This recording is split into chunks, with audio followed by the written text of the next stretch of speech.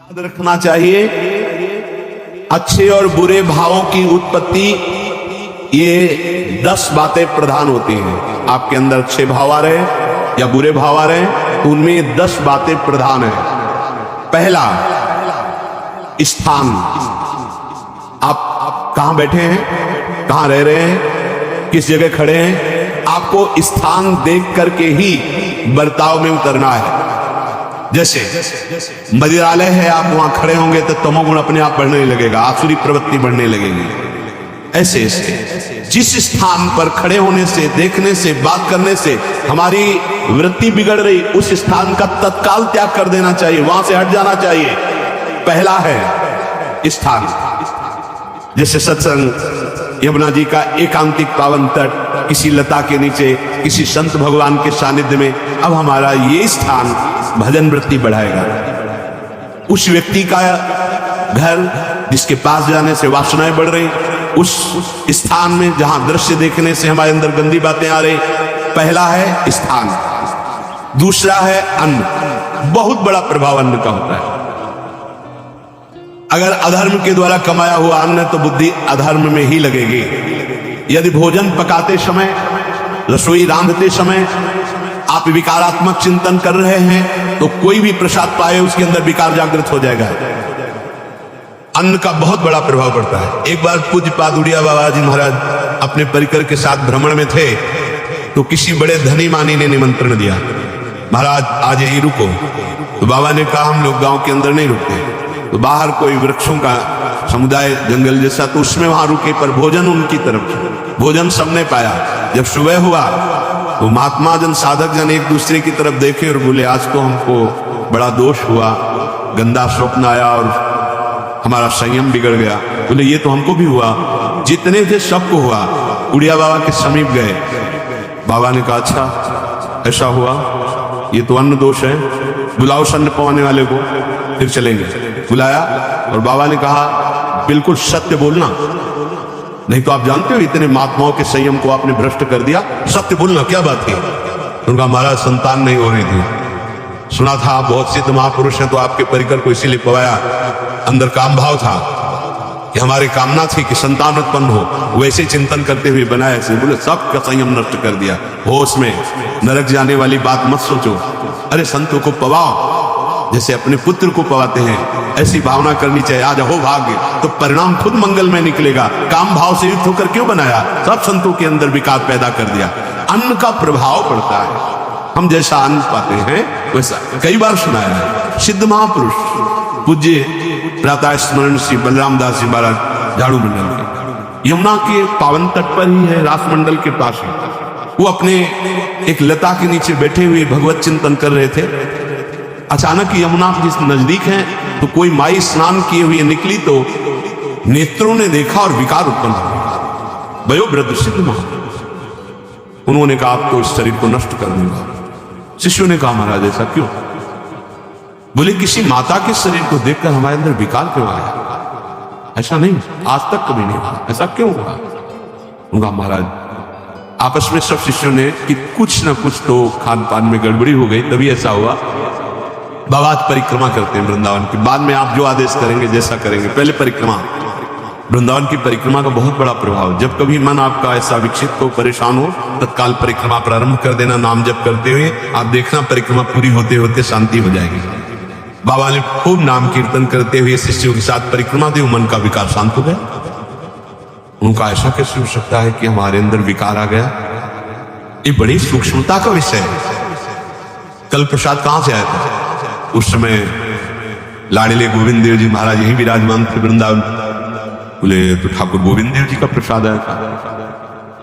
लकुट उठाई है वो तो भगवत स्वरूप। तस्मित जने भेदा भावान, भगवान और भगवान के ऐसे जनों में भेद नहीं होता, वो भगवत स्वरूप होते हैं। गए और कहा बताओ आपका प्रसाद न पावे तो अपराध लगे कि प्रसाद नहीं पाया, और प्रसाद पावे तो हमारे अंदर काम जागृत हो जाए, हम तो मरे ना दोनों तरफ से। तो ठाकुर जी बात कर रहे थे, दूसरों को नहीं सुनाई दे रहा था। कह रहे थे कि देखो नाराज मत हो, कलकत्ता की वैश्या थी, उसने भोग लगाया, तो हमने चक पाया। तो आपको प्रसाद का किनका लेना चाहिए? किसने कहा था कि पूरा प्रसाद पाएंगे? जरा किनका ले लेते हो, मधुकरी पाते। हाँ, ये बात आपकी बात। तो हमारा तो पूरा विश्व है, कोई भी भोग लगाएगा हम तो पाएंगे। और हमारे प्रसाद की निष्ठा आप सबके हृदय में, तो किनका लीजिए, पूरा मत पाइए। सोचिए, भगवद अर्पित प्रसाद और वृत्ति, भगवान ने आदेश किया किनका पाओ, माधुकरी मांग के खाओ। यहां वर्णन कर रहे, यदि हम अन्न थोड़ा भी हमारे अंदर दूषित चला गया, तो जब कभी ऐसी विकार की भावना हो, आपके अंदर विकार बन रहा है, तो खोजिए। आपने कोई दृश्य देखा है, आपने किसी से बात की है, आपने कोई ऐसा संकल्प बनाया, नहीं, तो फिर भोजन दोष आ गया। अब आज उपवास कर दो, जब तक वो वृत्ति न नष्ट हो तब तक कुछ मत पाना, जल से काम चलाना। एक दिन एक पहर अपने आप शांत हो जाएगा। अगर बहुत विकलता हो रही तो नाम कीर्तन शुरू कर दो, भोजन मत पाना, नाम कीर्तन शुरू, बिल्कुल शांति मिल जाएगी, बिल्कुल। और ये तो उदाहरण महापुरुष इसलिए देते कि हम सावधान रहें। हमारे अच्छे भाव या बुरे भाव में ये 10 बातें बहुत प्रभाव डालती हैं। पहला स्थान, दूसरा अन्न, और तीसरा जल। पानी भी बहुत संभाल के। नहीं, आजकल तो देखो प्रायः ऐसे दांत से प्लास्टिक नोचेंगे, ऐसे पानी पिएंगे, कब भरी गई, कहां भरी गई, कैसा पानी, बड़ा देखो कैसा हमारे भजन साधन के लिए विक्षेप पैदा होता चला जा रहा है। पहले सुंदर सरोवरों का जल, मतलब 15 वर्ष तो गंगा जल ही केवल पिया है, जो आकाशवृत्ति से मिला नहीं, गंगा जल ही पिया है। कुआं का जल, फिर आया हैंडपैप का जल, अपवित्र होने लगा। हैंडपैप में जो वाशर, अगर वो कहीं चमड़े का पड़ा हुआ है तो अपवित्र जल हो गया। अब हैंडपैप का भी अंतर ध्यान स्वरूप हो गया, अब तो नहीं दिखाई देता। अब रह गया है मोटर से निकले और फिल्टर में जाए, वो मशीन जो फिल्टर करती पानी को, आरओ, उससे। अब वो जिनके पास है तो है, नहीं तो परिक्रमा लगाया हो, आपको पानी पीने को नहीं मिलेगा। देखो कैसा समय है। भोजन, पहले कोई दगाबाजी भोजन में तो नहीं करता था। गांव में जब जिसके यहाँ दूध बेचा जाता था ना, उसको बहुत लघु दृष्टि से देखा है, गाय माए एक बराबर होती है, ये दूध बेचता है। 10-5 किलो मठा तो आप ऐसे मांग के ले सकते थे, अगर अड़ोस पड़ोस में वो मठा मिल जाएगा। जब कोई उत्सव होता, फ्री दूध 100, 200, 500 किलो पूरे गांव के सब दे देते, कोई ऐसे बेचता था। अब दूध नहीं। जब बूढ़े लोग बैठते थे कहते थे पानी बिकेगा आगे चल के। आज पानी बिक रहा है, नहीं बिक रहा, पानी बिक रहा है। हमें लगता है सब कोई पैसे से ही पानी है, वो बोतलें नीली नीली नहीं, इतनी बड़ी बड़ी बिकती, उन्हीं से पानी पिया जा रहा है। आगे और समय जल का प्रभाव पड़ता है। जैसे हम गंगा जल पीते थे, सही कहते हैं, कई दिन जब भोजन नहीं मिलता तो पूरी पौष्टिकता गंगा जल से मिलती थी। गंगा माता के जल से ऐसा लगता था मानो हम परम पावन अमृत पान कर रहे हैं, सारी पौष्टिकता मिलती थी। कुएं का जल अपने आप में पौष्टिकता से युक्त होता है, जो हमें चाहिए। आज देखो जल की समस्या हो गई। पवित्र जल पीने के लिए हम तरस, कहां जल, और कैसे मिलेगा जल? या तो आप पैसे वाले हो तो आप खरीद करके पीजिए, नहीं तो अब वो जल नहीं है गया कि कुएं से निकाला पी लिया या सरोवर से पी लिया। कैसा दुर्भाग्य है। जल का बहुत बड़ा योग है साधना में। जैसे स्थान का तो परम पावन वृंदावन धाम, अन्न का तो अब हम भगवत प्रसाद पाते हैं, जल का बहुत बड़ा योग है। आज दूषित होता चला जा रहा है, क्योंकि अब हाथ की बात नहीं रह गई है कि आप सुंदर कुआं से जल ले या सरोवर से जल ले या आप नदी से जल ले। स्वामी जी के लिए लिखा हुआ है रोज यमुना स्नान और रोज यमुना जल ही पान। हमारे वृंदावन के समस्त भगवत स्वरूपों का स्नान यमुना जल से ही होता था, हो रहा है और होता ही रहेगा। बिहारी जी के लिए आज भी कलश में भरकर यमुना जल ही जाता है। वो कपड़ा से ऐसे ढक के जब हम 2 बजे परिक्रमा देते थे तो एक महाभागवत है, वो किसी को छूते नहीं, दूर से कहते छूना मत, बिहारी जी के लिए जल जा रहा है स्नान के लिए बिहारी जी। फिर चौथा है आपका परिकर, जहां पर रह रहे हैं वो समुदाय, चाहे परिवार हो या समुदाय, वो कैसा है, रजोगुणी है, तमोगुणी है, सतोगुणी है या त्रिगुणातीत भागवतिक है, उसका प्रभाव पड़ेगा। पांचवा है आपका पड़ोस, आसपास वाले घर, जैसा है वैसा प्रभाव पड़ेगा आपको। पड़ोस निंदनीय है तो बंधन से युक्त होना पड़ेगा। लंका के पड़ोस में रहने के कारण अगाध महिमा वाले समुद्र को बांध दिया गया। रघुनाथ जी ने पुल बांधा और दंड देने के लिए तैयार हो गए थे सरकार, अग्निबाण संधान कर लिया था, पड़ोस के कारण ही तो ना, पड़ोसी रावण था, इसीलिए आस पड़ोस का बड़ा प्रभाव पड़ता है। फिर अगला है दृश्य, इस पे बहुत सावधानी की जरूरत है। ये मोबाइल भगवान चल गए हैं, बहुत विस्तार से चल गए हैं, अब कोई छोटा मोबाइल रखना नहीं चाहता, सब वो स्क्रीन वाला रखना चाहते, टच मोबाइल। दृश्य से बचो, बच्चों, जवानों, बूढ़ों, सबकी वृत्ति जो माया आकर्षित करती, जो दृश्य हम देखने के लिए अंदर से उल्लसित है, वो मोबाइल में सब है, चाहे भागवती और चाहे सांसारिक।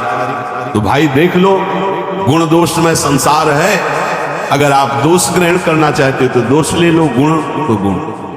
बहुत बहुत खतरनाक विषय है और बहुत लाभदायक विषय है। किसी संत की वाणी एक बार समझ में नहीं आई, अगर हम 10 बार सुने तो समझ में आ जाएगी, ये लाभदायक है। कभी कोई किसी से बात करनी, पहले जाए तो पोस्ट कार्ड चलते थे, देखता है वो 15 पैसे का इतना बड़ा वाला आता था, 25 पैसे का बंद वाला लिफाफे में आता था, नीले नीले कागज का 15 पैसे वाला कार्ड, उसमें चिट्ठी जाती थी महीनों में। कभी यहां 1 मिनट में अमेरिका से बात कर लो, कितनी बढ़िया बात हो गई, उसका दुरुपयोग ना करो। अब हमारी इतनी चंचल वृत्ति है कि दुरुपयोग करने के लिए उत्साह बढ़ जाता है।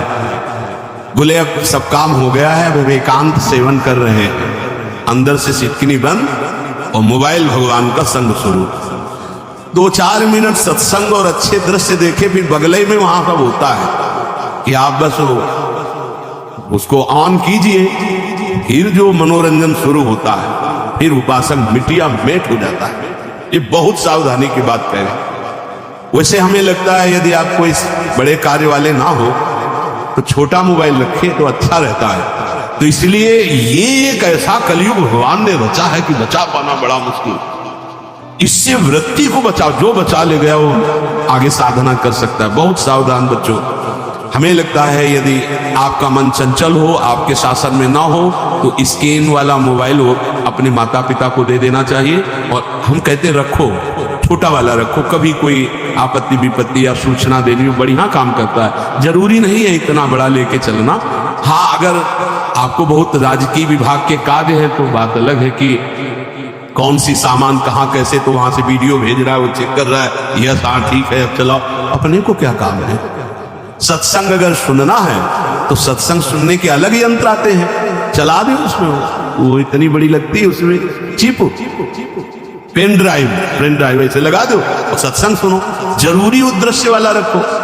यहां कह रहे दृश्य, अगर गलत दृश्य देखा तो बावरे बन जाओगे और अच्छा दृश्य देखा तो भगवान के मार्ग के पथिक बनोगे। तो देखो, अच्छे दृश्य में भी दोष दर्शन की वृत्ति की गुंजाइश है। जैसे कोई लीला हो रही है, लीला के पात्र, जैसे हमारे ब्रजमंडल में रास लीला होती थी, ऐसे 12 वर्ष 13 वर्ष के लीला पात्र, सब नव किशोर, जहां भाव ही बने रोते रहो। अब वहां बड़े बड़े लीला पात्र हैं, अगर हमारी भावना शासन में नहीं है तो वहां हम अंग प्रत्यंग के दर्शन से हमारी हाव भाव वहां जो हो रहा है उससे हमारी वृत्तियां बिगड़ जाएंगी। जब छोटे छोटे लाडली लाल परस्पर खेलते हैं तो केवल आशीर्वाद देने का, रोने का मन होता है। अगर आप लीला भी देख रहे हैं तो बहुत सावधानी की जरूरत है, क्योंकि वो चिदानंद शरीर नहीं है, पांच भौतिक शरीर हो। हमारी दृष्टि पंचभूत में लगी हुई है। नाम जप करो, लीला गायन करो, फिर देखो जो लीला, अरे यही जीवन का परम सुख मिलेगा। सच्ची मान लीजिए। बस हम बार बार ये कहते हैं मोबाइल का सदुपयोग कीजिए, दुरुपयोग नहीं। मोबाइल बुरा नहीं, उसका प्रयोग बुरा है। दृश्य और साहित्य, वैसे ही मनोवृत्तियां फिसलने वाली हैं। और जब ये आ गया कि फिसलाने में कितना लाभ है, तो ऐसा कोई साहित्य और आलोचना, ऐसी कोई वार्ता ना करे जिससे हमारे अंदर गंदे भाव आवे। यदि अच्छी चर्चा करते तो अच्छे भाव आते हैं। देखो अभी ऐसी कोई भावुक चर्चा होने लगे तो सबका हृदय द्रवित हो जाएगा, और गंदी चर्चा हो तो हमारा हृदय विकार युक्त हो जाएगा। और कार्य, आप जो कार्य करते हैं उसका प्रभाव आपके मन के ऊपर पड़ता है। और उपासना, आप उपासना भोगों की करते हैं या योग की करते हैं, ये 10 से भाव बनते हैं और 10 से भाव बिगड़ते हैं। स्थान, अन्न, जल, परिवार, अड़ोस पड़ोस, दृश्य, साहित्य, आलोचना, आजीविका का कार्य और उपासना। यदि ये भागवतिक हुए तो आपके अंदर भगवत भाव बढ़ेगा, और यदि ये रजोगुणी तमोगुणी हुए तो आपके अंदर आसुरी भाव बढ़ेगा। इन 10 से सावधानी पूर्वक व्यवहार होना चाहिए। जैसे आस पड़ोस में है तो बड़ी सुविधा है, यहाँ कोई किसी से मतलब नहीं रखता, बगल वाला कौन है ना, किसी से मतलब, ये बढ़िया है, ज्यादातर गांव में होता है। अपने यहाँ ये अच्छा है कि जैसे आप अपने कमरे में गए, किसी से कोई मतलब नहीं, वैसे ऐसा ही जीवन रखना चाहिए। और उस पर ये ज्यादा जो व्यवहार मित्रता बढ़ाने वाला विषय, ये धाम में नहीं है, वृंदावन में ऐसा नहीं व्यवहार रखना चाहिए। आपके पड़ोस में कौन रख रहा है आपका परिचय नहीं होना चाहिए, कौन कौन रह रहा है आपकी जानकारी नहीं होनी चाहिए। नजर नीची की, अपने कुटिया में गए, अपने ठाकुर जी से मतलब, अपने भजन से मतलब। ना पड़ोसी को कुछ देना चाहिए ना लेना चाहिए, बात समझ लेना। जैसे आज उत्सव है, उनको हम बुलाते हैं, वो हमारे यहाँ, ये व्यवहार यहाँ नहीं। वनवासी हो, ठाकुर को भोग लगाया, और अगर आपको बांटना है तो बाहर निकलो, आधा किलोमीटर दूर ऐसी जगह बांटो जो तुम्हें राधे श्याम दोबारा ना बोले, फिर वो तुम्हें बुलाएगा, फिर वो बैठेगा, फिर प्रपंच की बातें होंगी, निंदा स्तुति की होंगी, फिर बड़ी संगोष्ठी होती है, पता चलता है। क्या फायदा ऐसे जीवन से। आप वनवासी हो, समय एकांत में दीजिए, अपनी कुटिया में बैठिए, नाम जप कीजिए, निकलिए, सत्संग सुनिए, ठाकुर दर्शन कीजिए, परिक्रमा कीजिए, फिर अपनी कुटिया में। ज्यादा व्यवहार में नहीं उतरना चाहिए, ये वनवास है, वृंदावनवास। सत्संग का सेवन, रजोगुण तमोगुण का त्याग, तो दुष्संग से आप बच जाएंगे। दुष्संग से बचने का मतलब है काम क्रोध मोह स्मृति भ्रंश बुद्धिनाश सर्वनाश कारणत्वात्।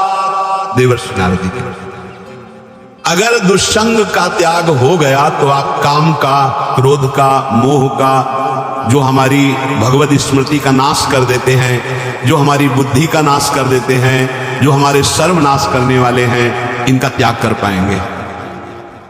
कुसंग अगर हो गया तो इनका त्याग नहीं हो सकता, बहुत कठिन हो जाता है।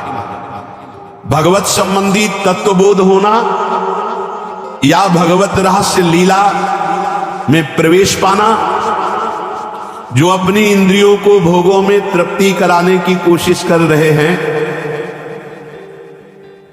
उनका चिंतन भोगों का ही होगा, तो कैसे तत्वबोध होगा, कैसे लीला में प्रवेश होगा। तो ध्यान देना कैसे होगा, क्योंकि जिस चित्त वृत्ति से भगवदाकार हमें वृत्ति करनी थी, वो तो हमने भोगों के चिंतन में लगा दी, भोग क्रियाओं में लगा दी। एक स्थिति होगी जब आपकी चित्त वृत्ति भगवदाकार हो गई है, तो व्यवहार में रहते हुए भी विषयान ग्रहणंत मुंचंतु वा, खान पान, उठना बैठना, सब बाहरी क्रियाएं हो रही हैं, अंतर से वो अपने आराध्य देव में सदैव स्थित रहता है। उसका परिचय आपको जब ऐसे महापुरुष का सानिध्य मिलेगा, तो आप विषय सेवन करते हुए भी निर्विषय रहेंगे। आपके अंदर विषयों की प्रियता नहीं रह जाएगी, आपके अंदर एक प्रबल वैराग्य, ऐसी धारणा बन जाएगी, कुछ नहीं, कोई भी तुम्हें प्रभावित नहीं कर सकता। यद्यपि खान पान, हर्ष आदि की सब व्यवहारिक वृत्तियां हैं, पर उस महापुरुष का प्रभाव ऐसा होगा कि आपका हृदय निर्विकार हो जाएगा। और बहुत ही त्याग की सब बातें की जा रही, लेकिन हृदय भी सही है, तो संग से विषय रंग बढ़ जाएगा। ये देखा, हृदय अगर निष्प्रिय है जिसका हम संग कर रहे हैं, तो उसका परिणाम निष्प्रिय निकलेगा। व्यवहार में कुछ भी हो, निष्प्रियता ही आपकी बढ़ेगी, निर्विकारता बढ़ेगी। क्योंकि उसकी स्थिति का संग हो रहा है, उसका प्रभाव पड़ रहा है। तो सर्वनाश की जड़ है विषय चिंतन। ये बहुत बड़ी बात है। विषय चिंतन सर्वनाश की जड़ है। यहां विषय भोग नहीं कहा, क्योंकि चिंतन का परिणाम भोग है। पहले चिंतन होता है। साधक ध्यायतो विषयान पुंसः संगस्तेषु उपजायते संगात् संजायते कामः कामात् क्रोधो विजायते क्रोधात् भवति सम्मोहः सम्मोहात् स्मृति विभ्रमः स्मृति भ्रंशात् बुद्धिनाशो बुद्धिनाशात् प्रणश्यति सर्वनाश। कैसे हुआ? ध्यायतो विषयान पुंसः, विषयों का चिंतन। इसीलिए अनन्यस् चिन्तयन्तु माम भगवान आदेश करते हैं। विषय चिंतन न होने पाए, बिना चिंतन किए आपको कोई भी सुख नहीं मिल सकता। आप देख लीजिए, जगत के किसी भी भोग का सुख नहीं मिल सकता। चिंतन से ही आपको सुख की अनुभूति हो रही है। अगर आप चिंतन ना करें तो आपको कोई सुख नहीं। आप चिंतन उसका घसीट लिया गया।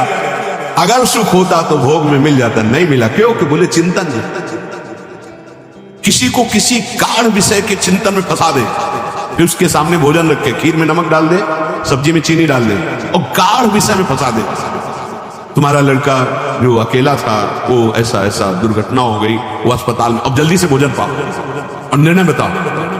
वो बिल्कुल नहीं बता पाएगा कि खीर में नमक था, सब्जी में चीनी थी।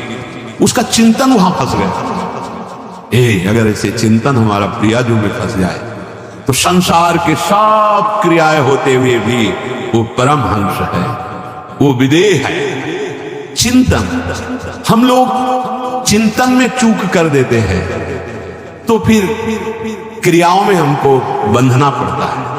नहीं, सच कोई भी क्रिया उसे बांध नहीं सकती। तो क्या जिनका भगवत चिंतन होता है वो असत क्रियाएं भी करते हैं क्या?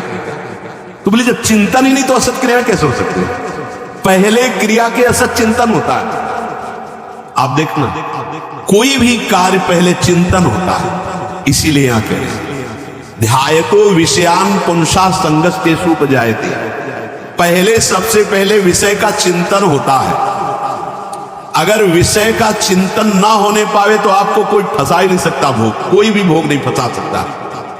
जहां विषयों का चिंतन हुआ तो संग की प्राप्ति, विषय भोग की प्रबल इच्छा, प्रबल आसक्ति, और वो जो चिंतन हुआ था वही आपको सुख दे रहा है। वही, वहां सुख नहीं है, आपके चिंतन का वहां सुख। जैसा चिंतन, अगर आपका चिंतन विक्षिप्त कर दिया जाए, एकाग्र ना होने पाओ तो किसी में आपको सुख नहीं मिलेगा, पक्का। अगर वही चिंतन सावई मना कृष्ण पदार विंदे हो तो कोई सुख। गोपी जनों के पति भी हैं, पुत्र भी हैं, पूरे परिवार की सेवा करती है और बड़े बड़े परमहंस उनकी चरण रज वंदना करते हैं। क्यों? क्योंकि उनका चिंतन भगवान का हुआ है। एक भी वृत्ति शरीर चिंतन में नहीं, बलिहारी मुरारी पादार्पित चित्त वृत्ति। विषयों के चिंतन से विषयों में आसक्ति पैदा होती है। आसक्ति से विषय कामना की प्रबलता और क्रिया होती है, और क्रिया में बाधा पड़ने से क्रोध पैदा होता है।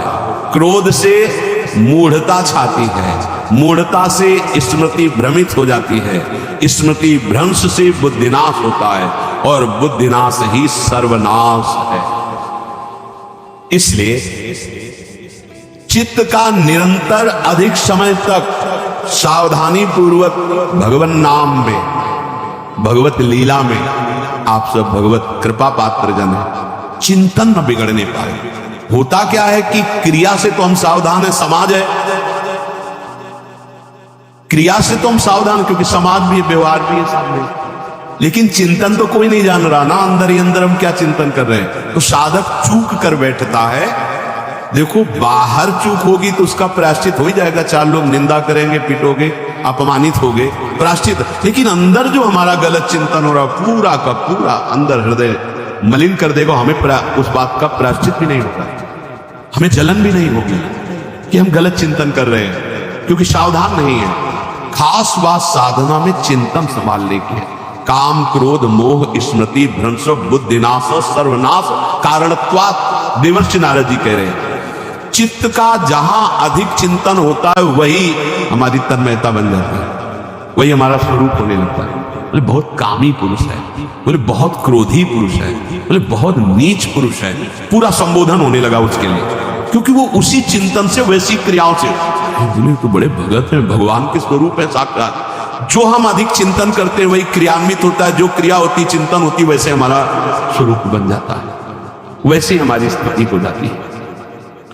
सांसारिक विषयों और विषयी पुरुषों का शरीर संग वाणी संग मन के द्वारा संग, ये आपके अंदर विषय चिंतन बढ़ा देगा, विषय क्रियाओं में लगा देगा। इसलिए बहुत सावधान। विषय में कोई ताकत नहीं है, विषयासक्ति दुर्गति कर देती है। एक बार देवर्षि नारद जी जनक जी से कहा कि आप विदेह राज कैसे, पत्नी भी है, परिवार भी है, सब वैभव भी है, वो आप एक राजा होते हुए विदेह राज। उनका आज विश्राम कीजिए, कल सुबह चर्चा करेंगे। तो रात्रि में अपने शयन गृह में देवर्षि नारद जी को शयन कराया और अपनी अर्धांगिनी से कहा कि आप जाकर शयन कीजिए। देवर्षि नारद जी जो आज्ञा। अब वहां देवर्षि नारद जी के समीप जब नारद जी ने देखा कोई स्त्री को शकिल गए और से वो आज्ञा जैसी हुई थी। जब दीवाल मिली तो दीवाल की तरफ मुंह करके लेटे रहे। अर्धरात्रि में उठी और चली। देवर्षि नारद जी सुबह गए और कहा कि ये क्या मजाक था, यदि आपको ऐसा ही व्यवहार करना था तो आप हमसे कह देते तो हम बाहर जाकर शयन करते, आपने ऐसा क्यों किया? क्या हुआ महाराज? जब हम वहां शयन कर रहे थे कुछ रात्रि व्यतीत होने पर आपकी अर्धांगिनी आई और लेट गई सैया पे। उनको पता नहीं कि एक देव ऋषि के साथ ऐसा व्यवहार नहीं करते। फिर क्या हुआ महाराज? फिर हम और खेलते गए, फिर दीवाल मिली तो उधर मुंह करके फिर सो गए। तो तुमने स्त्री को दीवाल नहीं समझा, दीवाल को दीवाल समझा। यही आप में और हम में फर्क है। आपके लिए जैसे दीवाल निश्चिंतता का कारण है, ऐसे ही हमारे लिए स्त्री होते हुए भी वो दीवाल की तरह ही है, किंचन मात्र विकार उत्पन्न नहीं कर सकती। यही अंतर है। इसी बात से हमको विदेह राज कहते हैं। ये स्थिति अब कह दे स्त्री शरीर और दीवाल में क्या ज्ञान की विशेषता? वो जड़ है, चैतन्य नहीं। ये शरीर भी जड़ है, चैतन्य आत्म तत्व है। पंचभूतों से दीवाल बनी है। अग्नि तत्व से ईंट पकाई गई। ये पृथ्वी तत्व तो है ही, पृथ्वी तत्व में जल मिलाकर उसको आकार दिया गया है। वायु तत्व ने उसे सुखाया, अग्नि तत्व ने पकाया है, और शब्द आकाश तत्व है। 5 भूतों से वो बना, 5 भूतों से बना है। सच्चा ज्ञान ये कि इसमें और दीवाल में कोई अंतर नहीं। चैतन्य घन आत्म तत्व के कारण ये चलता फिरता नजर आता है, और वो खड़ा स्थायी जड़ दिखाई दे रहा है। इसमें भी भगवान है, उसमें भी भगवान है। इसमें भी पंचभूत है, उसमें भी पंचभूत है। नरसिंह भगवान खंबे से प्रकट हुए थे, बस केवल अज्ञान के कारण जड़ चैतन्य का भेद है। तब समझ में आया। ये जो हमारे अंदर भोगों की आसक्ति है, यही कामना प्रकट करती है, यही पाप प्रकट करती है, यही हृदय को मलिन कर दे। इसलिए हम अपने चिंतन को संभालें। चित्त चोर के चरणारविंद का चिंतन करें, निरंतर नाम जप करें, भगवद आश्रित रहें। प्रभु अपने भक्तों की रक्षा करते हैं, जैसे माँ अपने बच्चे की करूं सदा तिनके रखवारी, जिम बालक राखे महतारी। राधा राधा राधा शेष जागे। श्री राधा वल्लभ लाल।